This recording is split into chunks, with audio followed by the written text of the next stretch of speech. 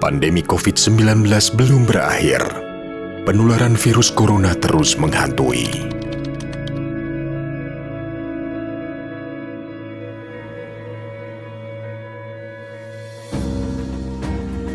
Lindungi diri, keluarga, dan orang sekitar. Semua wajib memakai masker.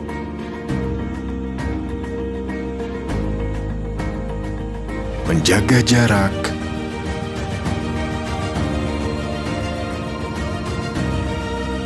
Mencuci tangan. Menghindari kerumunan. Mengurangi mobilitas. Ayo, cegah penyebaran COVID-19 dengan 5M.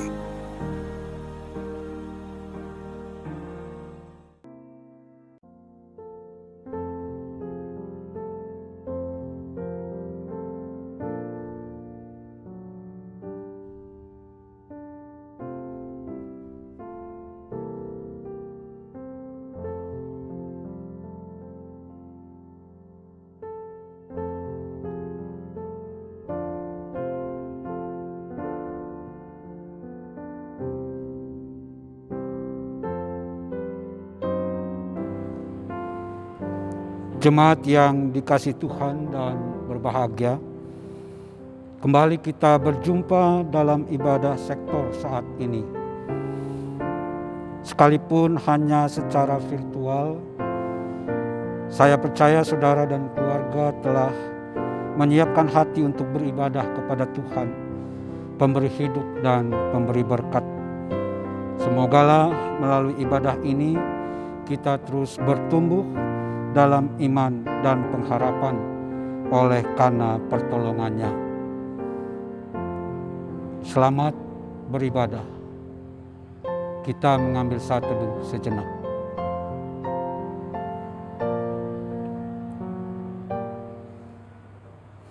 Saya mengundang Bapak Saudara untuk berdiri.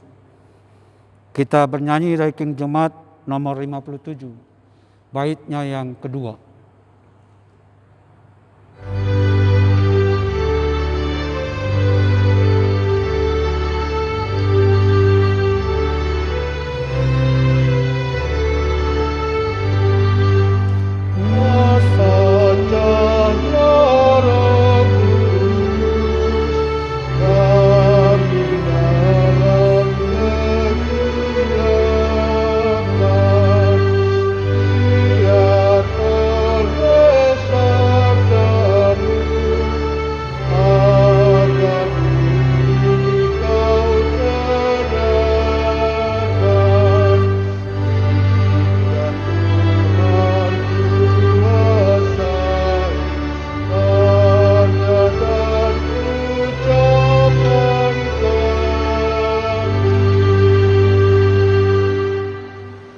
Mari kita tundukkan kepala dan bersahati, kita berdoa.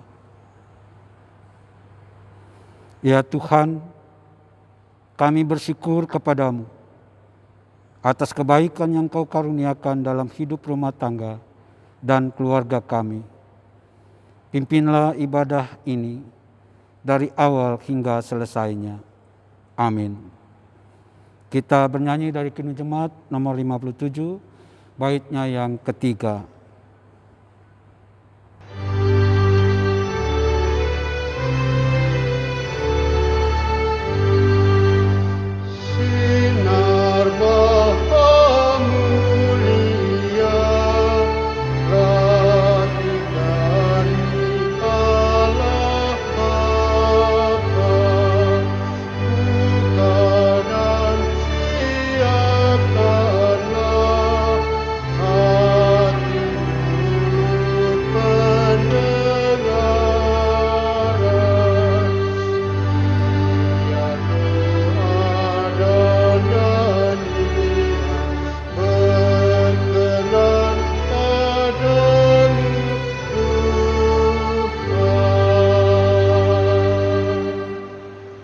Masih dengan tetap berdiri, kita akan masuk di dalam pemberitaan firman.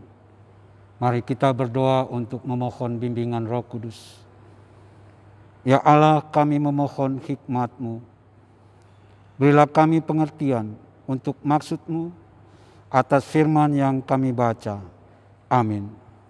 Bapak Saudara yang terkasih dalam Tuhan, pembacaan Alkitab terambil dari kitab Kejadian, pasal 13 ayat 1 sampai ayat yang ke-18, yang berkata demikian.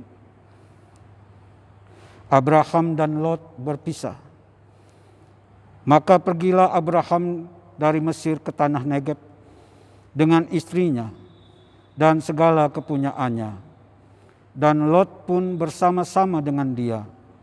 Adapun Abraham sangat kaya, banyak ternak, perak dan emasnya. Ia berjalan dari tempat persinggahan ke tempat persinggahan, dari tanah Negeb sampai dekat Betel, di mana kemahnya mula-mula berdiri antara Betel dan Ai, ke tempat mezbah yang dibuatnya dahulu di sana. Disitulah Abraham memanggil nama Tuhan. Juga Lot yang ikut bersama-sama dengan Abraham mempunyai domba dan lembu dan kemah. Tetapi negeri itu tidak cukup luas bagi mereka untuk diam bersama-sama, sebab harta milik mereka amat banyak, sehingga mereka tidak dapat diam bersama-sama. Karena itu terjadilah perkelahian antara para gembala Abraham dan para gembala Lot. Waktu itu orang Kanaan dan orang Feris diam di negeri itu. Maka berkatalah Abraham kepada Lot, "Janganlah kiranya ada perkelahian antara aku dan engkau, dan antara para gembalaku dan juga gembalamu, sebab kita ini kerabat.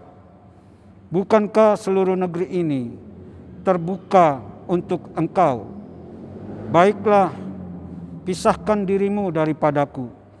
Jika engkau ke kiri, maka aku ke kanan. Jika engkau ke kanan, maka aku ke kiri." Lalu Lot melayangkan pandangannya dan dilihatnya bahwa seluruh lembah Yordan banyak airnya, seperti taman Tuhan, seperti tanah Mesir sampai ke Zoar. Hal itu terjadi sebelum Tuhan memusnahkan Sodom dan Gomora. Sebab itu Lot memilih baginya seluruh lembah Yordan itu. Lalu ia berangkat ke sebelah timur dan mereka berpisah. Abraham menetap di tanah Kanaan, tetapi Lot menetap di kota-kota lembah Yordan dan berkemah di dekat Sodom. Adapun orang Sodom sangat jahat dan berdosa terhadap Tuhan. Setelah Lot berpisah daripada Abram, berfirmanlah Tuhan kepada Abram, "Pandanglah sekelilingmu dan lihatlah dari tempat engkau berdiri itu ke timur dan barat, utara dan selatan. Sebab seluruh negeri yang kau lihat itu akan kuberikan kepadamu dan kepada keturunanmu untuk selama-lamanya. Dan aku akan menjadikan keturunanmu seperti debu tanah banyaknya, sehingga jika seandainya ada yang dapat menghitung debu tanah, keturunanmu pun akan dapat dihitung juga. Bersiaplah, jalanlah ke negeri itu menurut panjang dan lebarnya, sebab kepadamulah akan kuberikan negeri itu." Sebab itu Abram memindahkan kemahnya dan menetap di dekat pohon-pohon terbantin di Mamre dekat Hebron, lalu didirikannya mezbah di situ bagi Tuhan. Demikianlah pembacaan firman Tuhan yang berbahagia kita yang mendengarkan dan mau melakukannya. Bapak Saudara, dipersilakan duduk kembali. Bapak Saudara yang terkasih dalam Tuhan, melalui pembacaan Kejadian 13 ayat 1 sampai ayat 18, saya mengangkat tema dibutuhkan jiwa yang besar. Bapak Saudara yang terkasih di dalam Tuhan,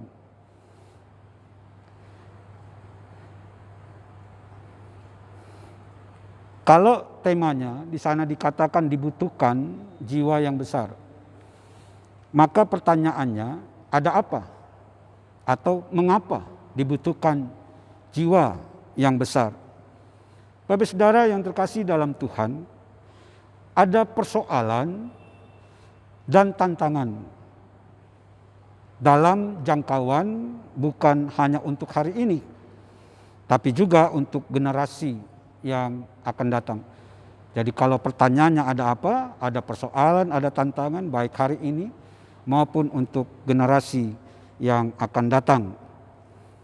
Nah, bicara tentang di masa pandemi saat ini, siswa-siswi di kelas 9 sampai 14, mereka yang bersungguh-sungguh untuk menuntut ilmu pengetahuan, mereka bertanya kepada kita,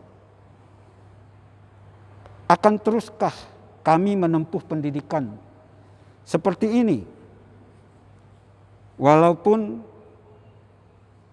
ada yang menjadikan masa pandemi ini menjadi satu modus. Artinya justru senang dengan masa pandemi ini. Tidak harus tatap muka dan bisa bermain ke sana sini. Bapak Saudara yang terkasih dalam Tuhan, apa yang saya katakan itu hanyalah sebagian dari persoalan dan dampak pandemi yang kita alami bersama pada saat ini. Nah, Bapak Ibu Saudara yang terkasih dalam Tuhan, seperti tadi ada teriakan dari siswa-siswi kelas 9 sampai 14 yang tadi saya katakan pandemi ini boleh katakan ada sebagian yang merasa diuntungkan dan ada sebagian merasa dirugikan. Nah, Bapak Saudara yang terkasih dalam Tuhan, berbicara untung dan rugi seringkali menjadi sudut pandang dalam satu pertimbangan. Yang sesungguhnya ketika kita bicara untung dan rugi, itu tepat pada aspek bisnis. Akan tetapi seringkali juga ditemukan di berbagai aspek kehidupan berbicara tentang untung dan rugi. Atau karena berbagai aspek kehidupan saat ini sudah diukur dengan naik dan turunnya harga bawang di pasar. Maksud saya, semua sekarang ini aspek kehidupan sudah dilihat dari sudut pandang bisnis. Nah, bicara tentang kalau bicara untung rugi, kecenderungan sudah di berbagai aspek kehidupan. Artinya, hal itu bisa terjadi di mana saja, termasuk dalam keluarga, masyarakat, dan dalam tubuh gereja, baik sebagai institusi maupun sebagai persekutuan. Berbicara tentang gereja sebagai persekutuan, kita temui bicara untung dan rugi, misalnya masih dalam ibadah keluarga saja misalnya, masih ada yang pilih-pilih. Di rumah siapa? Atau siapa tuan rumahnya?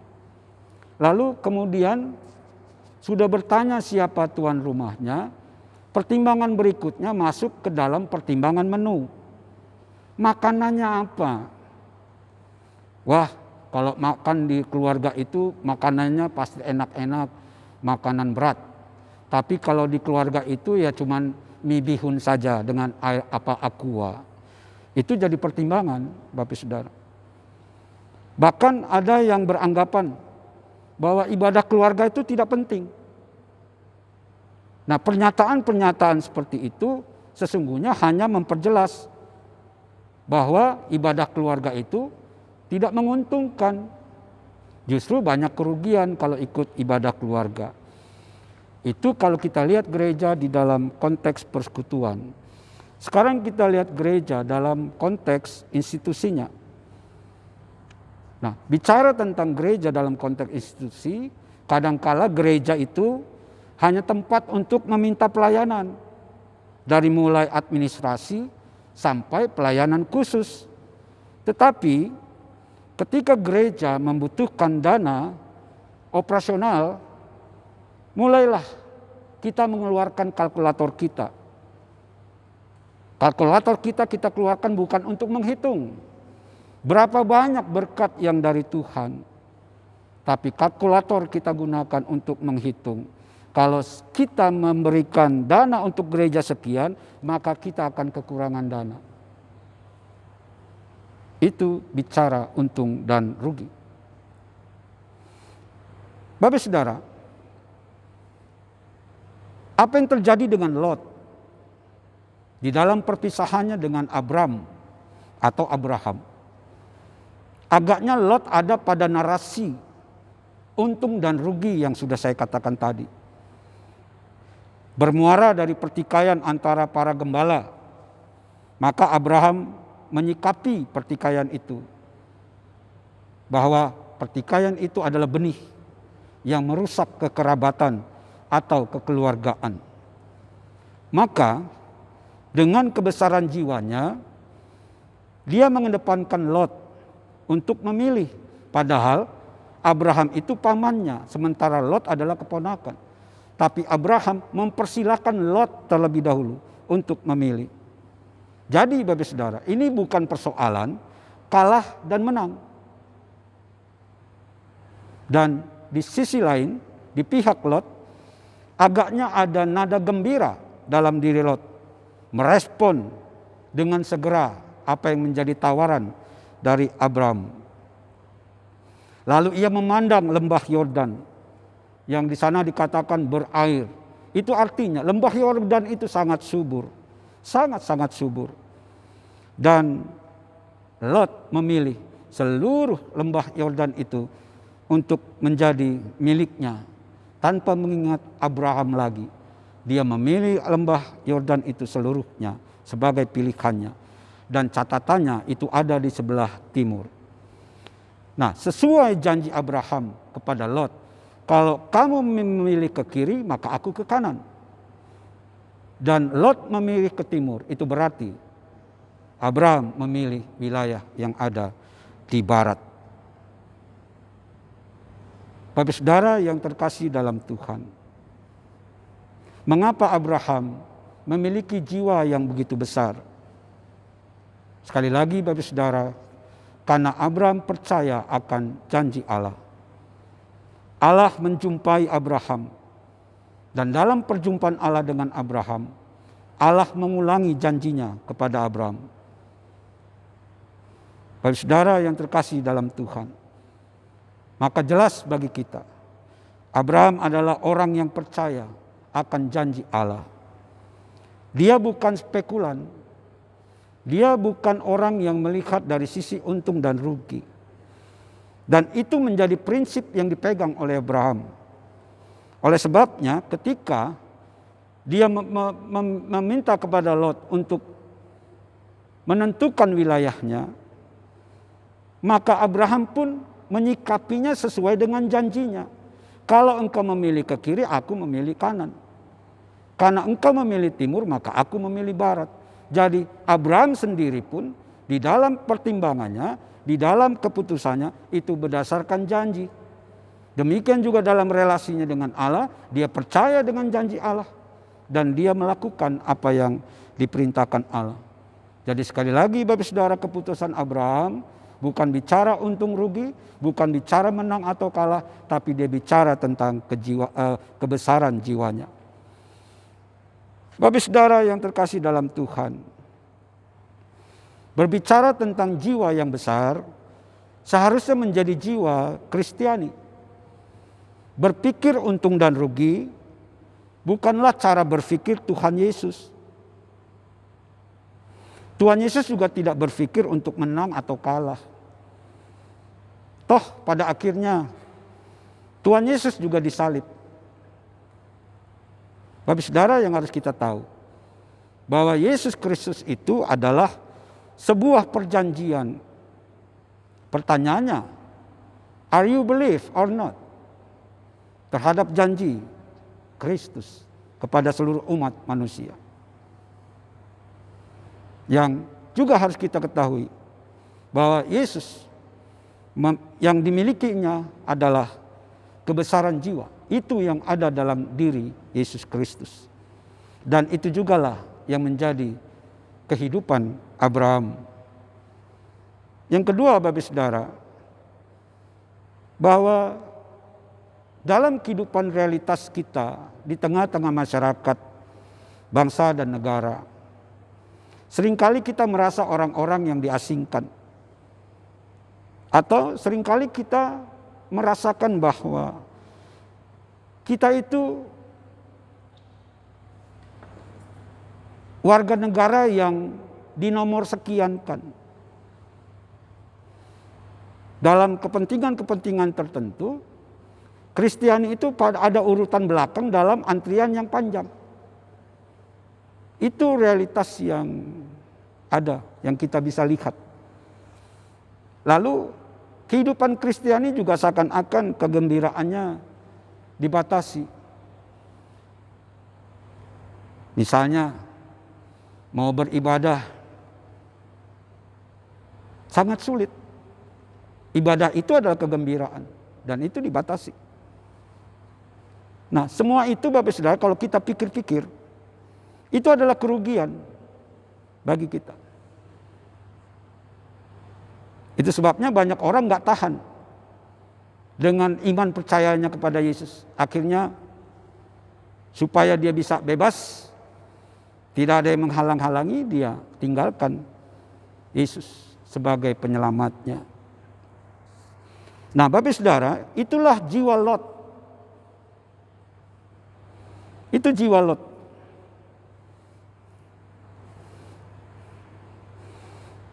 Bahwa Lot tidak suka dengan tanah yang tidak subur. Itu sebabnya pilihannya adalah tanah yang subur.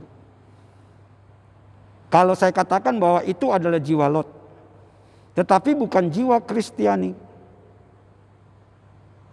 Walaupun kita secara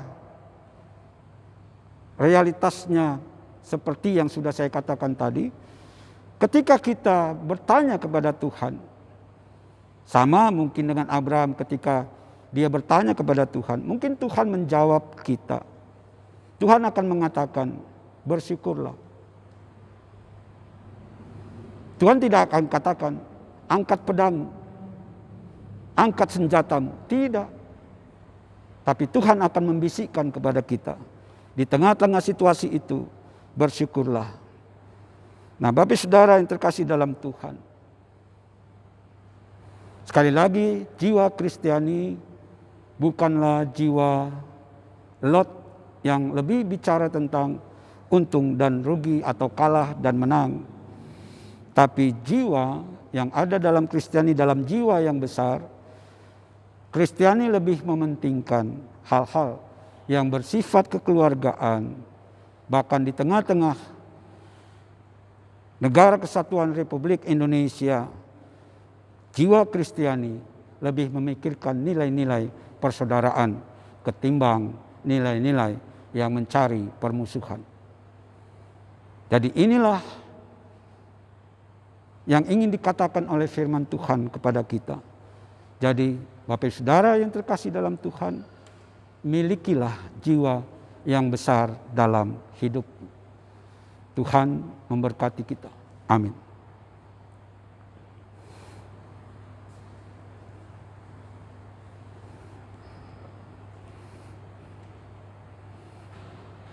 Kita bersatu sejenak untuk merenungkan firman Tuhan.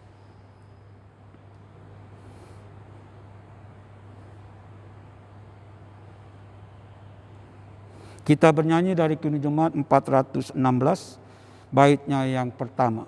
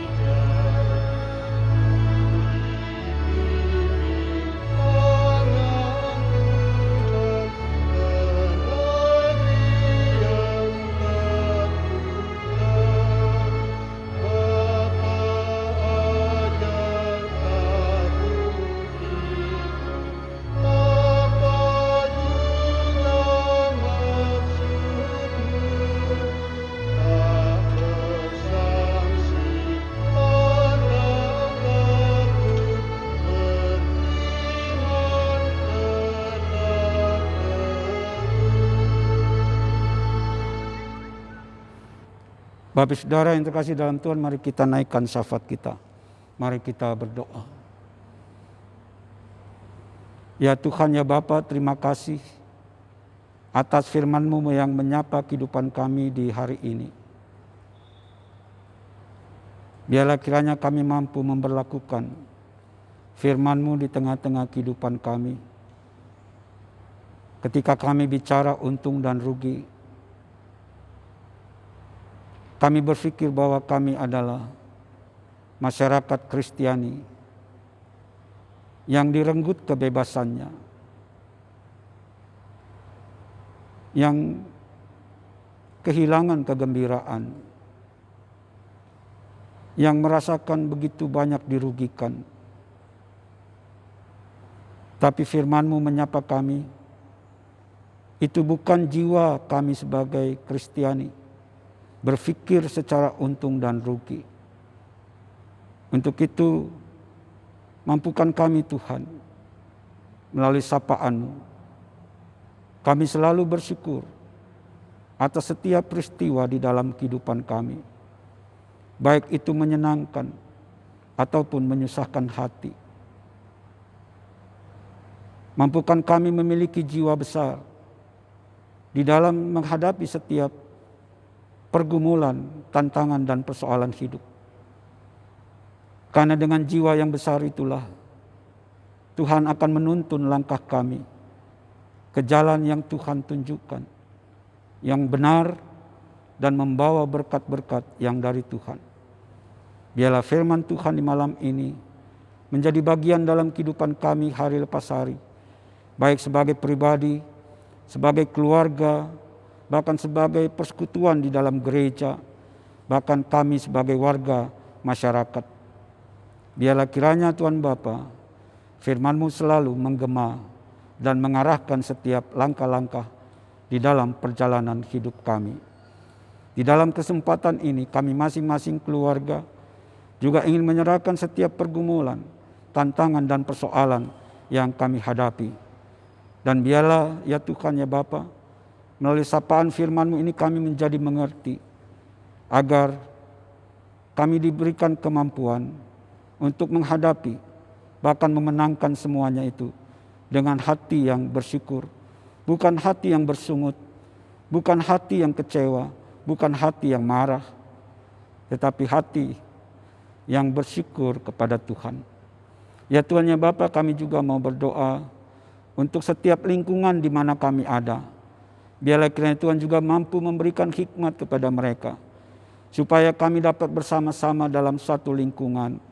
Kami membangun kedamaian bersama, kami membangun kebersamaan di dalam menghadapi setiap pergumulan dan tantangan yang dihadapi di setiap wilayah di mana kami ada.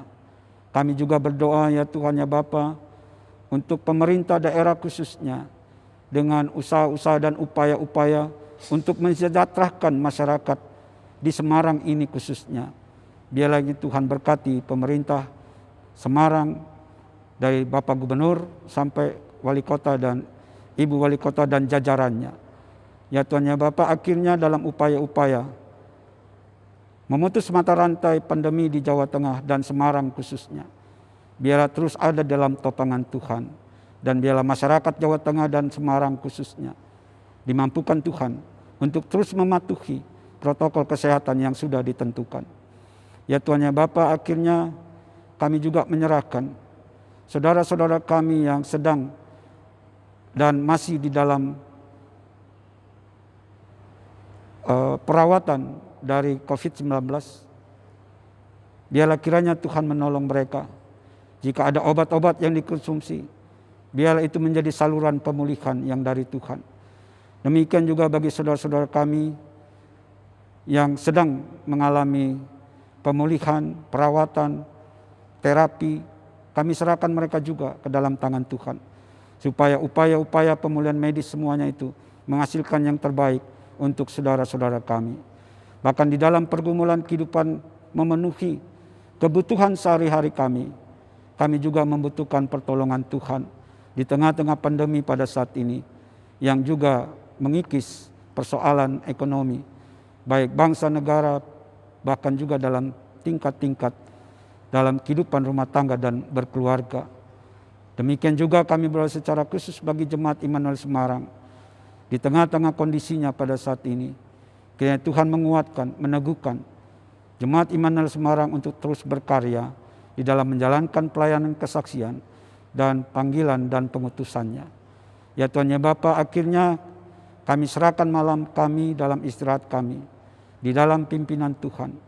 Dan bila Tuhan mencurahkan berkat-berkat dalam setiap kehidupan rumah tangga dan keluarga kami, ketika kami ada di dalam peristirahatan malam kami, dan ketika kami melihat matahari di esok pagi, bila kami berjalan dengan semangat yang baru, dengan harapan yang baru, dan tetap dengan iman yang kokoh dan tegar di dalam menghadapi berbagai macam pergumulan. Terima kasih Tuhan Bapa, inilah doa kami yang kami alaskan di dalam nama Yesus Kristus yang telah mengajar kami berdoa. Bapa kami yang di surga, dikuduskanlah namamu. Datanglah kerajaan, jadilah kehendak-Mu di bumi seperti di surga. Berikanlah kami pada hari ini makanan kami yang secukupnya, dan ampunilah kami akan kesalahan kami, seperti kami juga mengampuni orang yang bersalah pada kami. Dan janganlah membawa kami ke dalam pencobaan, tapi lepaskanlah kami daripada yang jahat.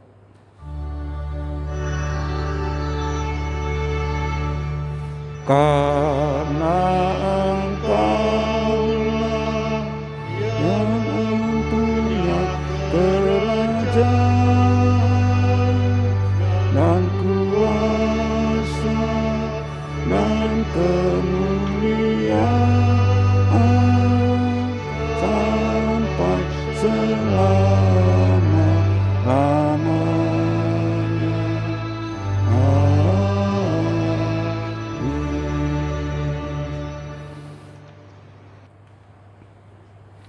Bapak saudara yang dikasihi Tuhan, kita diberi kesempatan untuk mengungkapkan syukur melalui kantong-kantong pundi yang diedarkan di rumah masing-masing. Dengan mengingat kata Alkitab yang terambil dari Mazmur 28 ayat 7. Tuhan adalah kekuatanku dan perisaiku, kepadanya hatiku percaya. Aku tertolong, sebab itu beria-ria hatiku. Dan dengan nyanyianku, aku bersyukur kepadanya. Dengan bernyanyi dari Kini Jemaat 291, bait 1 dan bait yang ketiga, kita edarkan kantong-kantong pundi di rumah masing-masing.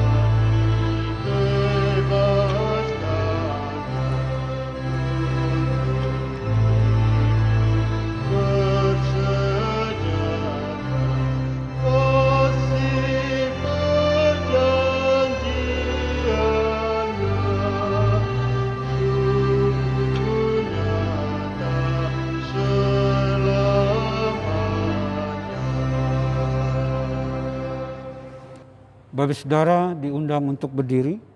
Mari kita naikkan doa untuk persembahan kita. Mari kita berdoa. Ya Allah, terimalah persembahan syukur kami ini dan kuduskanlah. Mampukanlah kami menjadikan hidup kami sebagai persembahan yang sesungguhnya. Amin. Bapak saudara, dengan tetap berdiri, kita akan mengakhiri ibadah kita, dan inilah amanat pengutusan bagi kita. Bersiaplah, jalani hidupmu di tengah pandemi dengan jiwa yang besar, dan dalam senang bersyukurlah. Tetap berkarya di negeri yang dianugerahkan Allah kepada kita. Kita bernyanyi dari Kini Jemaat 369A. Kita nyanyikan bersama.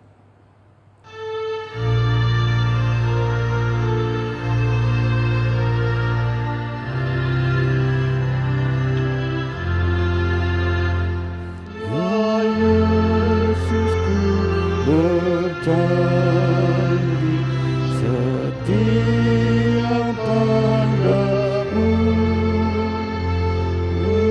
memang selalu tetaplah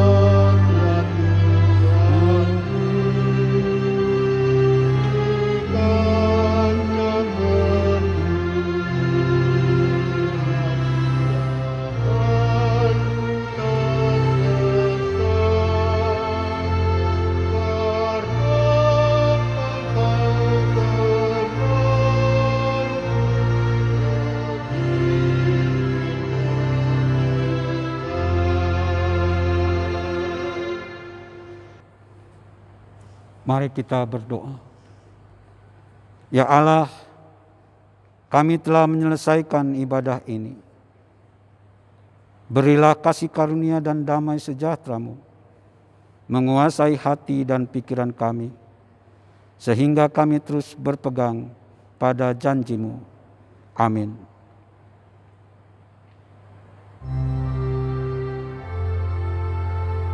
Amin.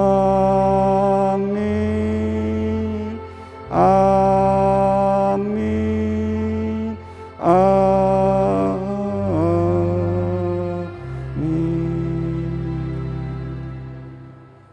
Bapak saudara yang terkasih dalam Tuhan, dipersilakan duduk kembali. Dan ibadah kita telah selesai. Kiranya Bapak Ibu tetap dapat menjaga kesehatan dengan memperhatikan protokol kesehatan. Kita berjumpa kembali di Rabu yang akan datang. Tuhan memberkati.